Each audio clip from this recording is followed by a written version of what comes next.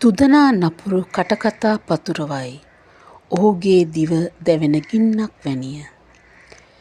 මේ වචන තුලින් අපට මතක් කර දෙන්නේ මිනිසාගේ දිවෙන් පිටවන වචනවල ඇති විශාල බලය පිළිබඳවයි. කඩුවකින් කරන තුවාලයක් සුව විය හැකිය. නමුත් නපුරු වචනයකින්, අපහාසයකින් හෝ කටකතාවකින් මිනිසෙකුගේ හදවතට ඇති කරන තුවාලය බොහෝ විට දිගු කාලයක් පවතින්න පුළුවන්. දුදනා නපුරු කටකතා පතුරවයි යනුවෙන් අදහස් කරන්නේ නරක සිතකින් සිටින පුද්ගලයා අන් අය පිළිබඳව අසත්‍ය තොරතුරු කටකතා අපහාස හා චෝදනා පතුරවන බවයි. සමහර විට තමන්ට සම්පූර්ණ සත්‍ය නොදැන සිටියත් අසාගත් දෙයක් තවත් කෙනෙකුට පවසනවා.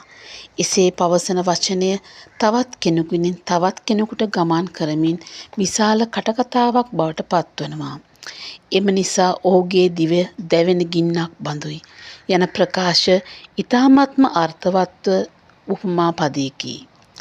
කුඩා ගිනි පුපුරක් විශාල ගින්නක් බවට පත්වී ගස් නිවාස හා ජීවිත පවා විනාශ කළ හැකිසේම ඉතාම පුංචි වචනයකින් වුවත් මහා විශාල විනාශයක් කළ හැකිය.